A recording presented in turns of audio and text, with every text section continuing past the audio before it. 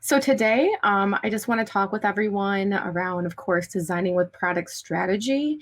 This is just a little bit of a kind of an outline of what some of the topics we'll cover today as we kind of go through our talk. Thinking about like if you've ever designed something that's wrong or incorrectly, or why does this happen? We'll kind of cover why empathy is important, how product can help with that bridge, some key takeaways, as well as at the end of it, we'll go ahead and have a little short Q&A session as well. So yeah, so let's go ahead and kind of start off and discuss. And if you are joining us for the first time, feel free to like and subscribe to Headway.io. We have a lot of other talks that happen. We have other news. We have some kind of freebie design giveaways, things like that. So feel free to check that out.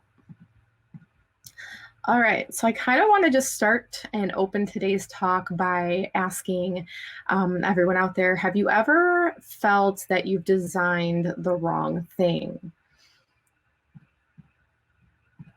So I'd like everyone to kind of think about a scenario where someone comes up to you and they say, design me a dresser. So say in your head, you start to picture a dresser that looks like this, and you start to work on it, and you're building your handmade dresser, and you're designing it just like this. You have a great design in your head. It's going to be a beautiful kind of like a cherry wood. It's going to have a great experience, smooth glide, opening drawers, and it's going to be a great kind of aesthetic key piece in any kind of house.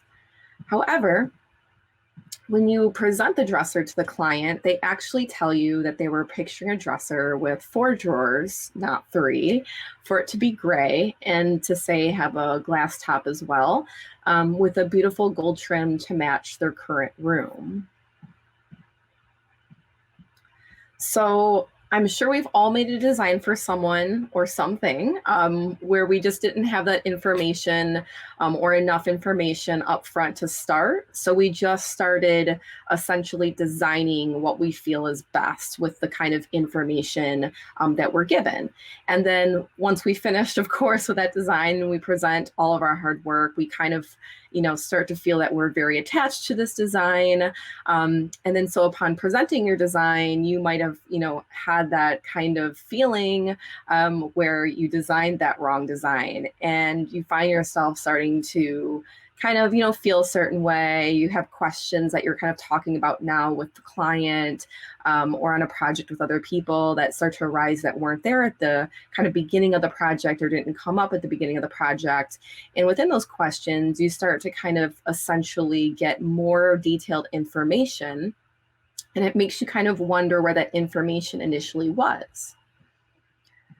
So I'd like to understand more about why does this happen. So sometimes designers, we can get stuck. Sometimes we don't really know a lot about, product and a lot of the methods that are associated with it. And when we start designing, sometimes we just start designing. I know I have a background where I went to design school for design initially. Some of us have that, some of us don't. But especially in my setting, we did a lot of kind of projects initially, in my kind of schooling where, we had to create like a fake logo or a fake website for a bakery. And we didn't really come at it from a product standpoint. And I know the design industry is kind of moving right now in that direction and really understanding, product and coming at it from more of a method standpoint and thinking about things like a jobs to be done, which is a great direction to go. But I know a lot of designers kind of currently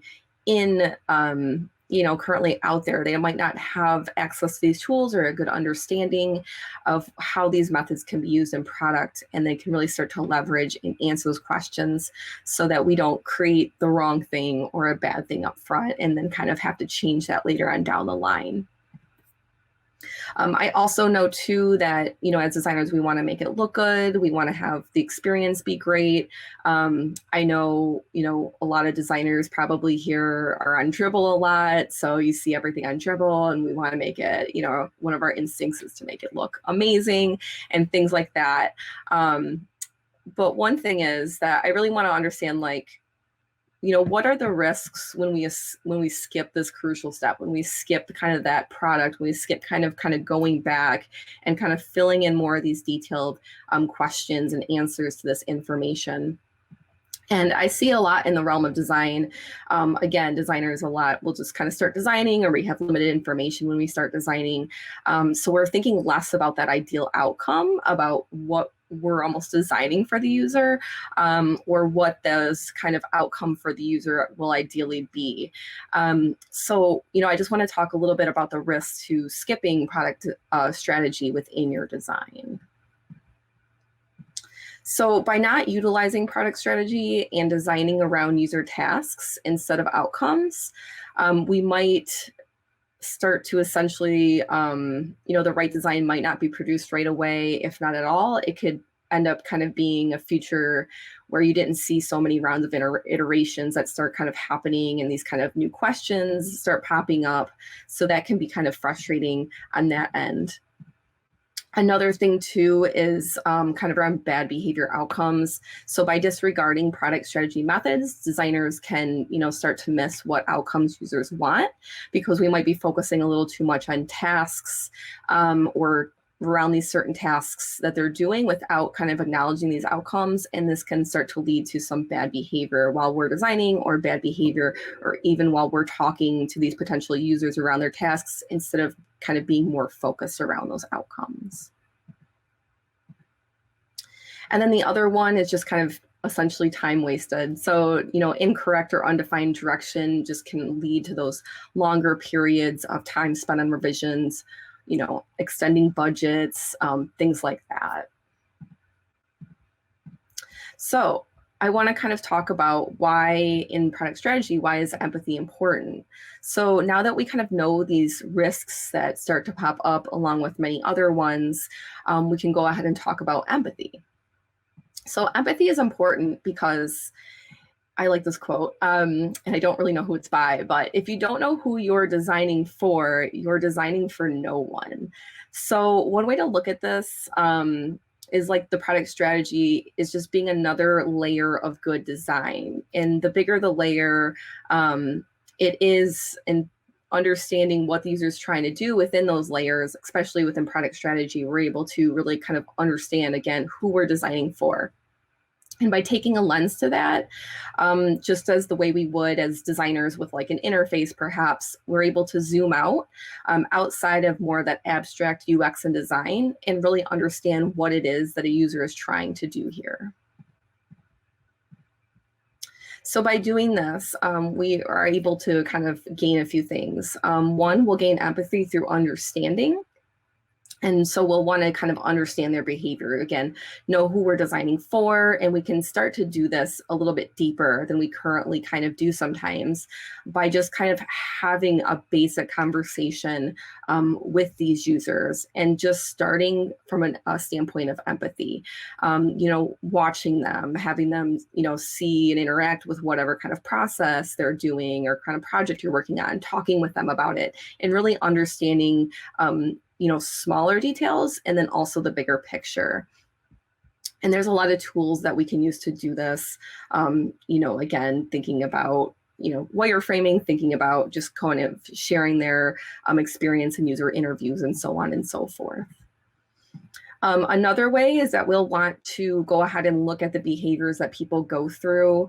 So we'll want to get empathy together, not just you and not just them, but really kind of diving deep together and really bouncing off each other, and making sure you're taking notes, you're doing, methods together, and you're really getting in those stories. And when you do this, you'll start to find and highlight vast amounts of useful information. And within this, you're literally able to zoom in into that information and just kind of see these kind of little kind of granular details that start to pop up within the whole kind of sphere itself. And then another way to gain empathy is for future designers just to think about outcomes as well, and not just tasks, like we've kind of started to discuss. Another thing, just by focusing on user outcomes, you can then start to understand what they want life to be like when that product is finished, and how they're using that finished product itself.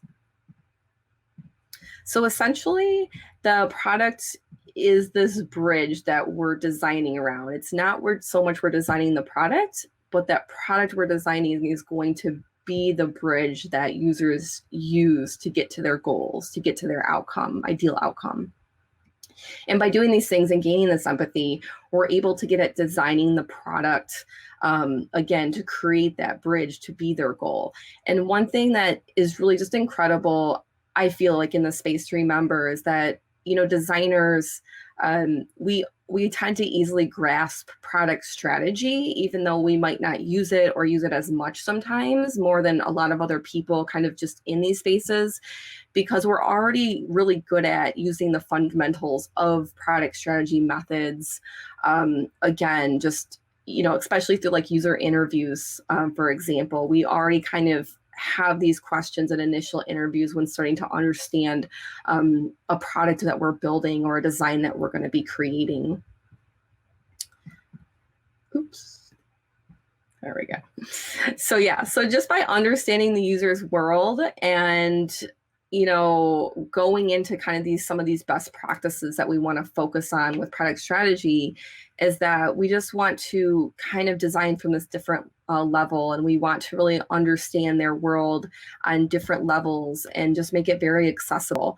And I know for designers, it can be kind of overwhelming, especially when starting a project and not using product strategy, because there can tend to be sort of this kind of black box or this black space where we don't really know a lot of these questions. And I know design is so good at creating, and so we tend to, as designers, start to jump in and start to create. But it's really good if we actually just stop creating for a moment and instead just kind of take a step back and just really tend to listen at first to our users and kind of gather that information. And by doing this, we then start to understand what the user really cares about emotionally, and then what these emotions are. And especially through another kind of method I use is like a pain point journey. So by understanding the different emotions that can happen at times currently, and then what those emotions would ideally want to be an experience for users, we then can start to look at the different situations or objectives within the product and start to design around them as well.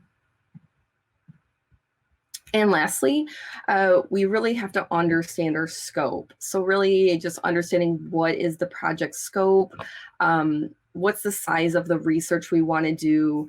That's one thing too, I think, as designers, and even starting to do, even working with product strategists and even product strategists themselves, working so closely with them, is that honestly, there's probably years and years worth of research that we can do. So it's really good that when we're kind of approaching design and approaching using product strategy within our design, that we just kind of realize the project scope, and then we realize what the size of the research is that we want to do, and really starting to kind of grasp how much research we want to do to help inform our design and help inform and build that product, which is going to be our bridge. So just kind of, again, understanding where a good kind of stopping point and starting point is for certain things, and really kind of zoning and honing in on certain things that you've kind of uncover and define within an information. And then start to kind of understand too, I know one way that product and design can kind of go at it is just to analyze and see what are the best high level items to focus on. And then you can always kind of focus on those smaller items in future iterations as well. So in terms of, kind of the product strategy and design and ensuring success, is that we might not be able to solve, every single pain point that users experience, but we can always build a better product by approaching, again, through our understanding, using empathy, and then just using those methods within product strategy within our design, just to ensure, a better successful outcome for those users as well. And so just as a reminder of some things that we covered today, just kind of want to lay out some tips and tricks, as I like to say, when approaching and utilizing product strategy and design. So again, making sure we understand those user outcomes, trying new product strategy methods. So this talk is less about kind of going in depth on what those methods are. I think there could probably be a great future talk or something out there that we can kind of regroup on, but just making sure that you're at least kind of scouring. There's some great books out there. There's some great tools on the internet to kind of check out what those methods are. Again, some examples are user interviews, jobs to be done, mood boarding, things like that. So really just trying to use those and taking that step back initially versus just kind of jumping in and designing at first will always help. And then again, just always putting empathy as, high importance on the list, figuring out your scope, figuring out how much research, would fit properly in that scope and what to hone in on, clarifying and understanding users' emotions, such as a pain point method throughout the kind of journey that they're using, especially when you're talking with them at first. And then just kind of that key overall, just making sure that you are thinking about the design and the product as that bridge itself. And then just remember, again, to ask yourself, again, stop designing, take that step back. Again, as designers, making sure we're asking, who are we building this for? And why are we building this? And really kind of understanding within that research that we're doing when we're taking that step back. And then also, again, I know as designers that, we're not just building that website. We're not just coloring the picture on the page, but we really understand why we're building, why we're coloring. So that's just a really great thing that I think we can all kind of come together and build on as designers, myself. So yeah, so that concludes the end of our talk today. I just want to thank everyone for tuning in, appreciate it. And then we'll have about, I think, around 10 minutes for Q&A. So happy to kind of answer any questions that anyone might have and kind of talk a little bit more. Awesome. Thanks, Kady. That was great. Yeah, so if anyone has any questions for today, be sure to put it in the chat. I actually shared some links. There was somebody that was asking specifically about customer interviews, platforms to find interviewees, and I shared some of the other videos that we have on YouTube. But Kady, maybe you want to speak to that a little bit while we're waiting for other questions. Where do you kind of go to find customer interviews when it comes to guiding the strategy of in that process? Yeah, so for me, I try to always just try to find customer interviews in terms of, again, I know certain projects can be different depending on first, how much access. You might not have access to firsthand users or who might be using this product in the future. So we always have to kind of take that into account and sometimes work around that. However, if there is access, for me, just trying to find those customer interviews is just trying to go to kind of, who's really in the day-to-day use of this project or product and who's going to be using that firsthand, and really start to talk to them. So I know I've been on projects before myself where I've essentially kind of talked to some initial, intro product people, but really kind of wanted, just address to them that it's great if we can kind of conduct more one-on-one individual customer interviews or groups essentially, and really kind of start to get to talk to them a little bit more and get at that deeper detailed information, just because they'll be more that firsthand user themselves. And then even in terms of that kind of customer interview, even if you can't get especially that initial thing, I think there's some great tools out there to kind of even get at, even if it's kind of rigging something together. There's like usertesting.com. And I think there's even a great way. I know user testing a lot is more as kind of once you start getting going, but I think that could even be done potentially if you don't have a lot of, initial customer interviews right on hand, even like potentially using that to connect with other people and asking them certain questions that you're kind of allowed to ask or within the scope to really kind of get at just some kind of basic general information so you can start to understand if you're going in the right direction or not. Awesome. Looks like Ash Oliver was sharing just some thoughts on right here. Customer interviews are vital, but also not scalable, not usually quantifiable, mostly qualitative info, and not statistically significant. He recommends both interviews and quantitative testing. And then brings up a tool called Maze. I don't know if you're familiar with Maze. Yeah, so I've heard of Maze before, but I've never actually used it one on one. But I definitely think that is a great kind of thing that you did mention. I know I've used some quantifying user testing, and it's great to kind of use that too, just to kind of see what you're doing with that quantified user testing, and then also what you're getting at within those customer interviews, and just to see what kind of medium or median ground, I mean, that you're kind of able to arrive upon itself. That looks like someone else here has used it as well. Nice. Awesome, awesome. And then we have someone that joined a little late, but they're thankful for this learning space. So thanks for joining us, Andrea. Glad you're here. Yeah, thank you. Looks like we have a question. So should a UI designer learn user experience, and why? Yes. So essentially, I mean, definitely, I think a designer should learn UX, and I don't, or a UI designer should learn UX. I don't think that necessarily every designer out there needs to be a complete, UX pro, but I think UI designers definitely should kind of work to understand a little bit more about user experience design, and really kind of that will help essentially just inform and really kind of help to build their discipline of that UI design, so they're able to think more about that usability of the UI itself, more of the accessibility of the UI itself. um, It'll help just kind of go a little bit deeper in with kind of thinking about like the information architecture of the UI itself, perhaps. You could even kind of get some, HCI in there with that as well. And I think that'll just be really helpful too, even if you're not able to become, a UI designer and also a full complete UX designer, you still have those UX skills and kind of just assets essentially to work with. So even if you're more kind of, there is no lead UX designer on your team, or you're just kind of doing stuff with yourself as a UI designer, you're able to understand that world and kind of understand, again, around that usability, accessibility, architecture, things like that, that this best way to kind of build that UI.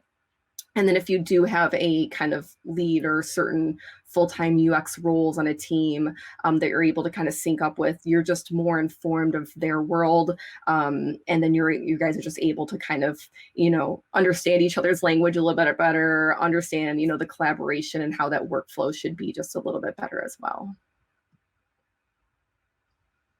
Awesome. Great answer. Thanks, Kady.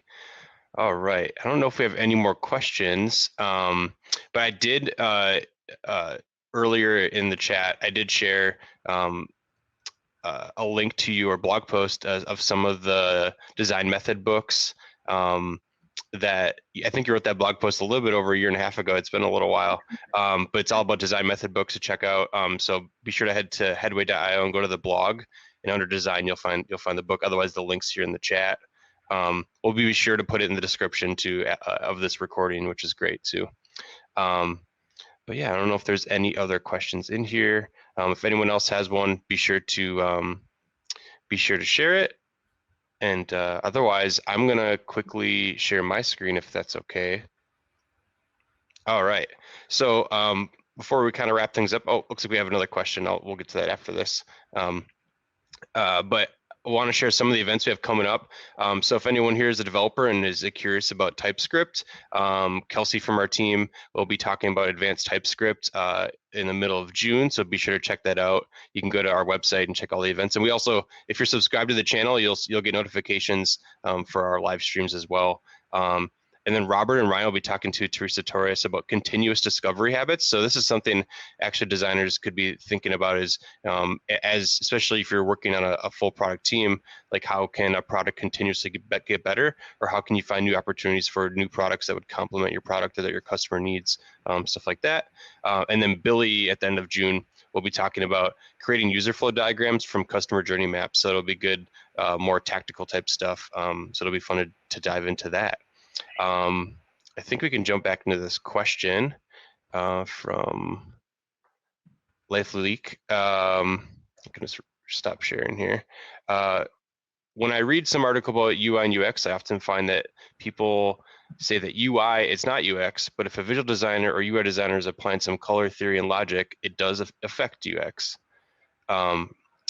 So I'm trying to think what the question would be there.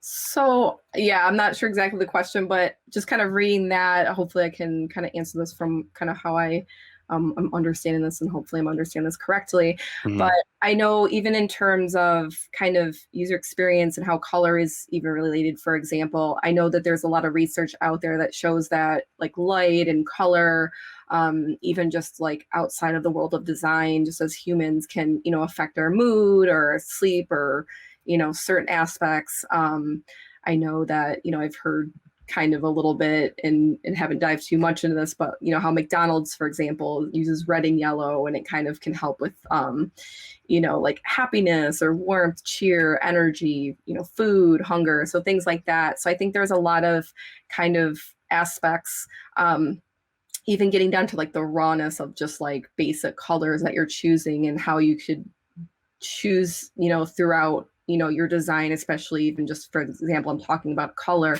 from that kind of user experience design standpoint, and how you can start to use that user design standpoint and choosing anything else for, your UI, for example, but just kind of just being aware for this example, how, colors can affect those emotions or influence us to do certain things. I know like a lot of banks will use, green to represent that money, or blues can be a lot of, times used in healthcare to represent more that trust, that loyalty, that peace. So I think there's a lot of different ways, again, at times, whether it's on color or whether it's on, I'm just trying to think like anything else, like you said, or logic or certain kind of content that you're looking at, how that can really kind of take a step back and use that experience at all kind of points to really think about and deep dive into what you're going to be designing in that point and how that's going to play into your design and really kind of affect that product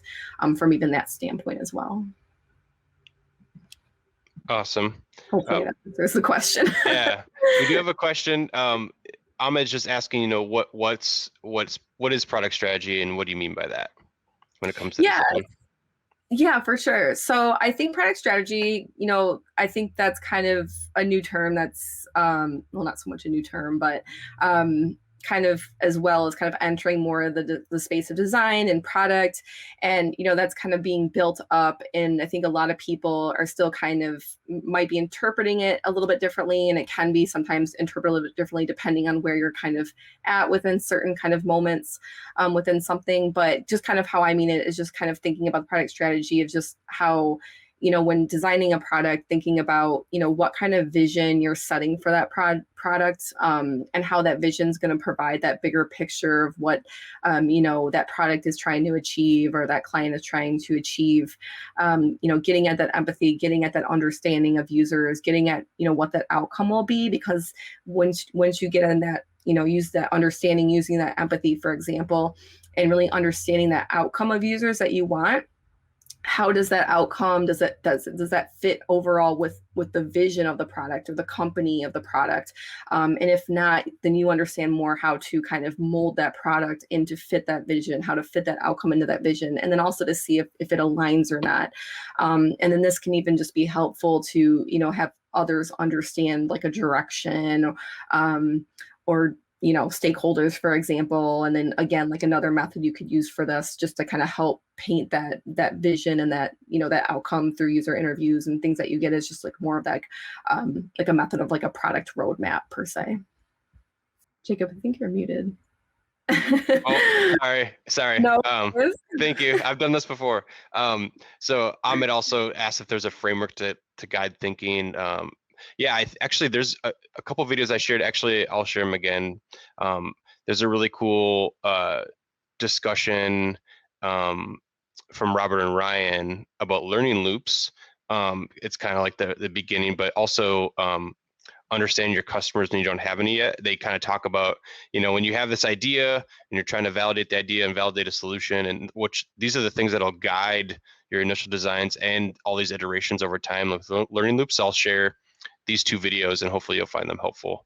I don't know, Kady, if you have anything else you wanted to add, but I'll be sharing the links here for him. Yeah, I'd say like I don't have, I guess, like this personal built out framework that I, always adhere to per se, but I really kind of, there's a lot of great kind of frameworks out there. And I think, everyone, there's never one kind of framework set in stone that you want to follow, but just kind of being aware of what frameworks exist out there and then just trying to understand, what work, best for what's some frameworks that you just know as a designer or learn as a designer, and then how can you bring those frameworks to a project, and then how can you start to understand what parts of even like those frameworks you want to kind of use or not use on a project, or what things could be helpful just to kind of take as you need in certain steps. Awesome. Got another one. What's something surprising you found about users or a product recently through applying product strategy? Well, that's a great question. Mm-hmm. Trying to think. I know I was on a couple projects ago. I think it was just kind of surprising again, to understand for me like certain emotions that people have at certain points. I know when I kind of initially started entering, using more product strategy within my design and really started using like one of my favorite methods is that kind of that pain point journey, and mapping out, not just mapping out the journey, but mapping out the journey and then identifying those emotions throughout, or those pain points throughout, just because you actually start to see a lot of information, or even if you're kind of looking at a lot of information that can be overwhelming at times, you're easily able to be like, well, if there's 5 steps through, a product per se, and at step 3, we found that a lot of users are just angry, and you just, sticky an angry face. You're able to kind of identify that as, what's not working here, what's the issue here, and then how can you better kind of mold and design that step 3, or is there something key within that step 3 that users do that you can start to understand, again, what that tasks are users, what that outcome of this product needs to be, things like that. But I think just that in general, it's always kind of, I don't think there's like one specific thing that kind of stands out to me that's like super crazy. But again, I think it's always goes back to certain emotions at certain points always kind of are, interesting or kind of surprising, or I didn't know that if I didn't really kind of do that, that kind of that pain point journey within it, I might have like missed granular things. Awesome. This question I think comes up quite a bit because the difference between product design and industrial design, because you'll see a ton of like job postings out there for product designer when they actually mean like physical goods versus, digital goods like software apps and websites and stuff. So I think that's a really great question. And I honestly, in my experience, Eric, I think like it comes down to the context of which company's talking about this topic. I know it can be interesting to, if you just type in even like product strategy, can even be applicable to like physical goods as well. So like, whether it's, like whether it's, I'm trying to think of something random, more practical, like some kind of mechanical device that would be used in a certain industry, like they're going to design that thing with certain features, right? That this physical thing would have certain features, just like an application would have certain features to help that person's life be easier, right? Through this thing. But yeah, I think it can be hard to kind of like separate if it's just like we're hiring a product designer, but you don't know what that company does. But then it's like comes down to context. Like once you're like, oh, they're a company that does this. Okay, they want an industrial product designer. But I don't know, Kady, if you have any other thoughts on that, but. Yeah, I definitely think that can be a little confusing, because I think a lot of like the product designer or industrial designer, things like that, get tossed around a lot. So again, like you said, Jacob, I think it's just like, understanding like if it's a product designer, it's going to be way different for a company that designs around, again, like web and mobile applications versus a product designer that could be for like a furniture store, things like that. And I don't think, again, like there is like one solid, answer, or everyone's always going to mean the same thing. in that sense, but I don't think it has to necessarily be limited to. I think product kind of just gets thrown around a lot in that kind of web and mobile sphere, just because it's kind of just easy to understand that a web and mobile application is kind of like a product or a software. So I think a lot of times it just kind of defaults to that a lot. But in terms of kind of just my understanding of like the difference between industrial design and product understanding, how I view it, again, I don't think there's ever going to be one extremely right answer that we can all agree on. But just thinking about product design being more around kind of like how a user is going to interact with something, whether that be a mobile application or a chair. I think that involves, a great amount of, research, observation, even prototyping. So that can be a physical prototype. It can be, a digital prototype, depending on what you're kind of doing. And more that industrial design aspect, just thinking about, it incorporates still like the product, kind of the product aspect itself. But for me, I think it's kind of just has a deeper understanding of just how more that product works and in what kind of, ways it's kind of being, made. So whether that's, kind of from a development, if it's a mobile web application, or how, what's that material you're using? If you're building a chair, is it going to be wood? Is it going to be plastic? And what those kind of different things mean. If it's development, is it, what's the best kind of website to kind of, use? What's the good coding to use? What's, good kind of items to kind of help build that design? So I think that's a great way to kind of think about through that way of that, how industrial design is still using that product, but just thinking about more of that, how that product's going to be work or be built in kind of that sphere. Awesome. Got it. I don't think we have any more questions. I just wanted to share a couple more things. I just want to let everyone know that we are hiring. So if you're a designer within the United States, unfortunately, we can't hire outside of the United States right now, but remotely anywhere within the US, we're hiring for product strategist, senior product designer, also a brand new web designer. So you'd work alongside me, help with the YouTube channel, help with our podcast, help with our website, all sorts of cool campaigns we want to do. So we're looking for someone to kind of elevate and take the Headway brand to the next level. Super excited about that. And if you know a developer, or if you are a developer watching, we also have a bunch of development roles open as well. So be sure to head to our careers page. Let me just add that link in there.